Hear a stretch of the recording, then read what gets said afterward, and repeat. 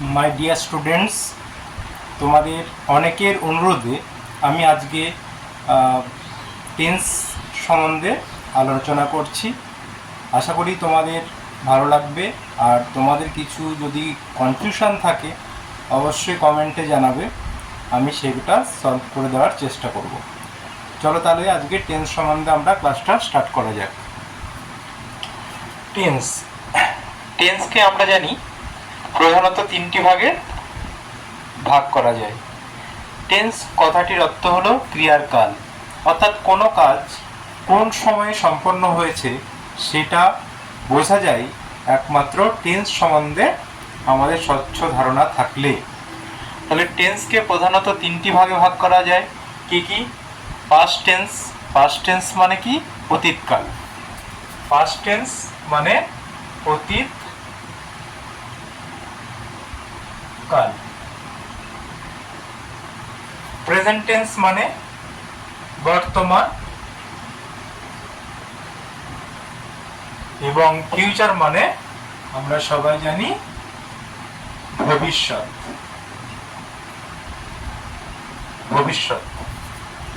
Future tense মানে ভবিষ্যৎকাল, present tense মানে বর্তমানকাল, past tense মানে অতীতকাল এবং ফিউচার টেন্স মানে ভবিষ্যৎকাল।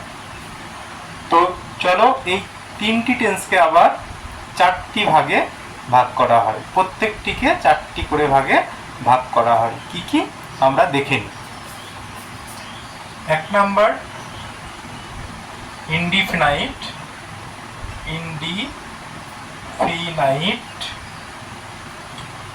বা সিম্পল।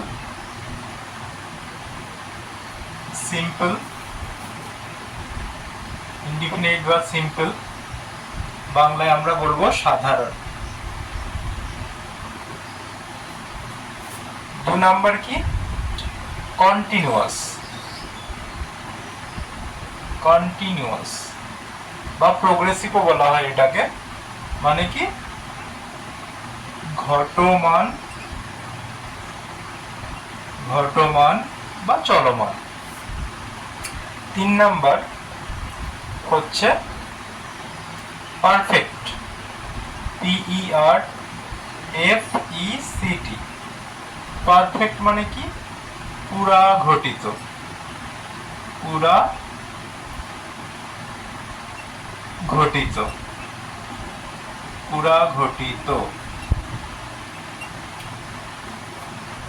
4 নাম্বার ভাগটি হচ্ছে পারফেক্ট কন্টিনিউয়াস। পারফেক্ট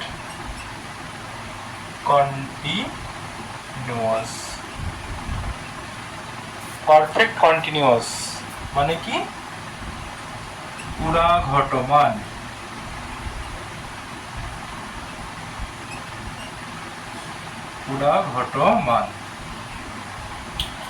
তাহলে টেন্সকে আমরা প্রধানত তিনটি ভাগে ভাগ করি। কি কি? Past, present and future. Past টেন্সকে চারটি ভাগে ভাগ করা হয়। কি কি? Past indefinite, past continuous, past perfect continuous, এই চারটি ভাগ। একই রকম ভাবে প্রেজেন্ট টেন্সকেও চারটি ভাগে ভাগ করা হয়। Present indefinite, present continuous, present perfect and present perfect continuous. একই রকম ভাবে ফিউচার টেন্সকেও চারটি ভাগে ভাগ করা হয়। Future indefinite, future continuous, future perfect and future perfect continuous. বোঝা গেল?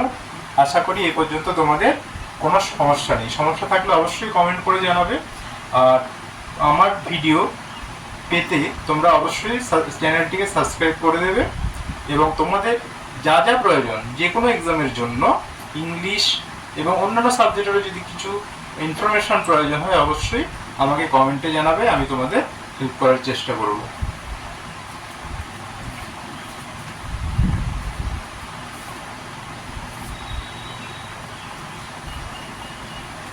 চলো এরপরে আসি প্রত্যেকটা টেন্সের গঠন সম্বন্ধে জানি।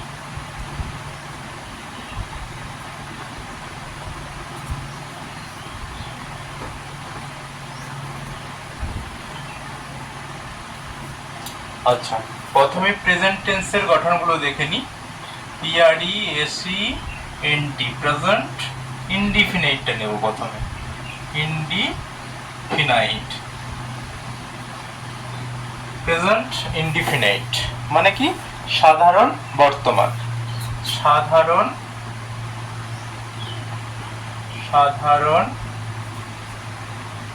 বর্তমান। আচ্ছা, সাধারণ বর্তমান। প্রেজেন্ট ইনডিফিনাইট টেন্সের অ্যাসার্টিভ সেন্টেন্সের গঠনটা কি দেখো। অ্যাসার্টিভ সেন্টেন্সের গঠন, অ্যাসার্টিভ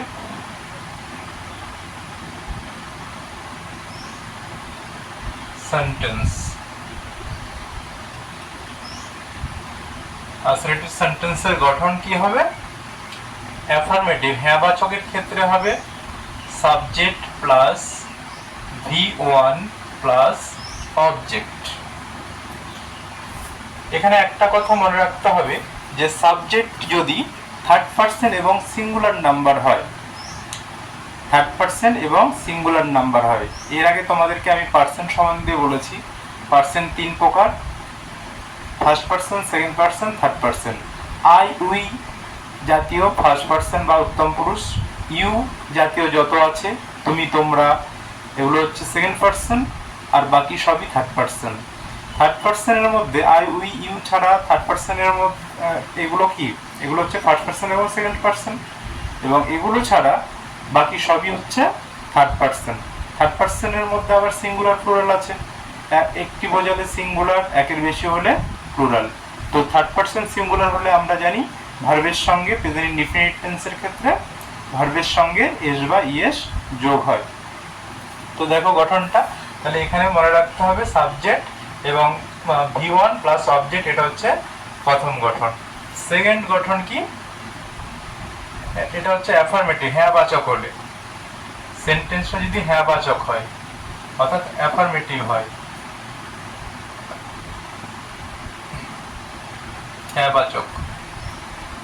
হ্যাঁবাচকের ক্ষেত্রে।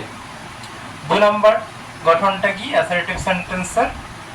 2 নম্বর গঠনটা হচ্ছে subject plus do oblique does plus V1 plus object.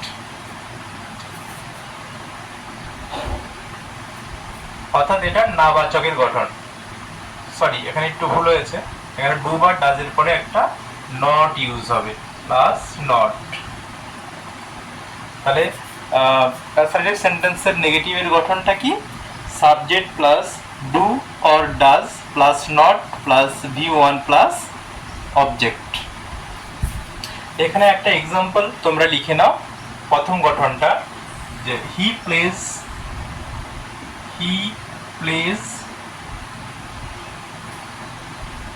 Cricket, CRICKET, he plays cricket, সে ক্রিকেট খেলে, হি প্লেজ ক্রিকেট। আচ্ছা, নেগেটিভের গঠনটা লেখো, তাহলে গঠন অনুযায়ী লেখো।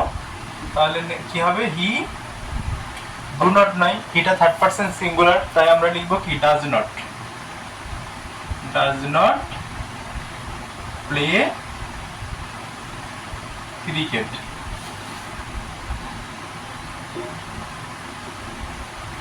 He does not play cricket. দেখো গঠনটা অনুযায়ী ঠিক আছে কিনা আমরা একবার চেক করে নিই। তাহলে এখানে হিটা হচ্ছে সাবজেক্ট, প্লে হচ্ছে V1 এবং ক্রিকেট হচ্ছে অবজেক্ট। সেকেন্ড সেন্টেন্সটা দেখো, হিটা হচ্ছে সাবজেক্ট, এখানে ডু বা ডাজের মধ্যে যেহেতু হিটা থার্ড পারসন তাই ডাজ ইউজ করলাম আমরা, এবং নট ইউজ করলাম, এবং ভার্বের প্রথম রো V1 প্লাস এখানে কি অবজেক্ট বসলো। তাহলে আমাদের গঠনটা ঠিক চেক করে নাও। প্রথমে নেগেটিভের গঠনের ক্ষেত্রে কি? সাবজেক্ট বসবে, সাবজেক্টের পরে ডু বা ডাজ, তারপরে নট, তারপরে V1 প্লাস তারপরে অবজেক্ট। আশা করি এটা ক্লিয়ার আছে। আচ্ছা,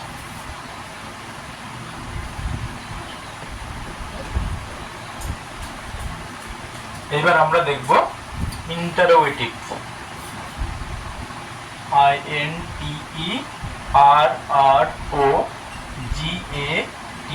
INTERROGATIVE, interrogative sentence. Interrogative sentence মানে কি? প্রশ্নবোধক বাক্য। প্রশ্নবোধক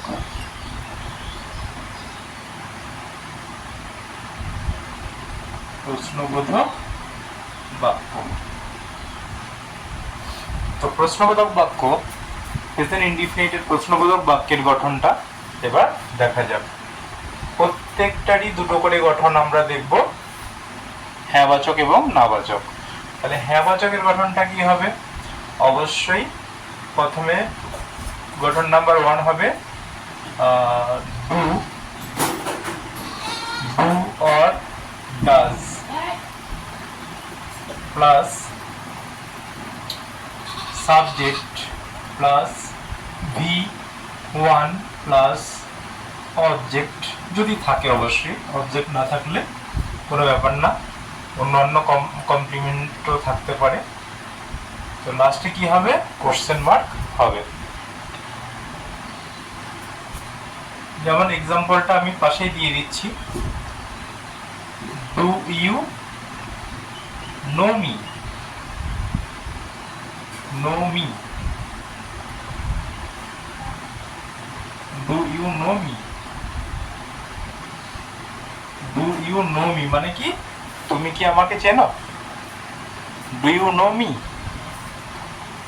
তাহলে এখানে দেখো, প্রথমে আমরা ডু বা ডাজের মধ্যে যে কোনো একটা বসবে, ইউর সঙ্গে নিশ্চয়ই ডু বসবে, তাই ডু লিখলাম। তারপরে সাবজেক্টটা বসলো, সাবজেক্ট, ডু বা ডাজের পরে সাবজেক্ট, তারপরে ভার্বের প্রথম রূপ নো, তারপরে কি? অবজেক্ট। মিটা এখানে অবজেক্ট। ওকে, নেক্সট 2 নম্বর গঠন, নাবাচকের গঠনে চলে যাই আমরা। Do or does plus subject plus not plus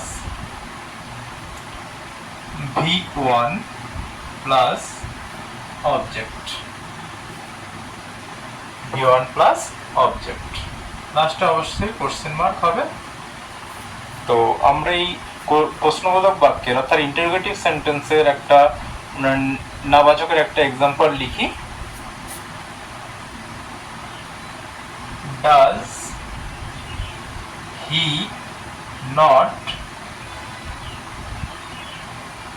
sing the song? Does he not sing the song? Does he not sing the song? সে কি গানটি করেনি?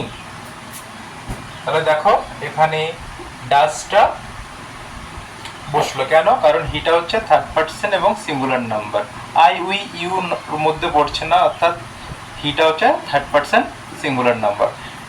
হি বলতে একজনকে বোঝায়, তাই সিঙ্গুলার নাম্বার। তো এই জন্য হি এর সঙ্গে আমরা কি ইউজ করব? ডাজ ইউজ করব। যেহেতু প্রশ্নবোধক, আমরা জানি যে অক্সিলারি ভার্বগুলো বা সবসময় সাবজেক্টের আগে বসে, তাই এখানে ডাজ লিখলাম। ডাজ হি, তারপর নট। এখানে একটা ব্যাপার আছে, সাবজেক্টটা যদি নাউন হয় তাহলে ডাজ নট, ডু নট একসঙ্গে সাবজেক্টের আগে বসবে। আর যেহেতু হিটা হচ্ছে প্রোনাউন, তাই আমরা আগে ডাজ, তারপরে প্রোনাউনটা, তারপরে নট লিখলাম। এটা মনে রাখতে হবে। নাউন হলে সাবজেক্টের আগেই নটটা ইউজ করে ফেলবো, আর যদি প্রোনাউন হয় সাবজেক্টের পরে আমরা নটটা ইউজ করব। ওকে, তাহলে does he not sing the song? আশা করি তোমরা বুঝতে পেরেছ। নেক্সট আমরা চলে যাব প্রেজেন্ট কন্টিনিউয়াস টেন্সের গঠনে। প্রেজেন্ট কন্টিনিউয়াস,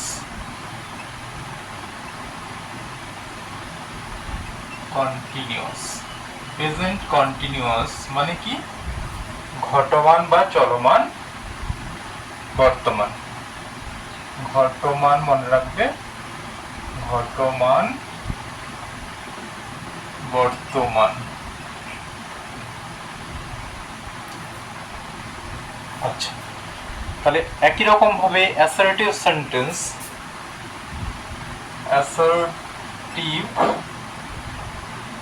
সেন্টেন্সের আমরা গঠন লিখব। গঠন নাম্বার 1 কি, subject plus am is are plus verb plus ing plus object। Subject plus am is are plus verb plus ing plus object. সবসময় খেয়াল রাখবে ing যুক্ত হয় ভার্বের প্রথম রূপের সঙ্গে, অর্থাৎ প্রেজেন্ট ফর্মের সঙ্গেই আমরা ing যোগ করব। তাহলে একটা এক্সাম্পল লেখা যাক। they are reading a storybook। they are reading a storybook। they are reading a storybook। তারা একটি গল্পের বই পড়ছে। তাহলে এখানে এই কথাটার মধ্যেই দেখো বোঝা যাচ্ছে যে কাজটা চলছে, তাই না? অতএব এটা প্রেজেন্ট কন্টিনিউয়াস, মানে বর্তমানকালে চলছে বোঝাচ্ছে বলে এটা প্রেজেন্ট কন্টিনিউয়াস।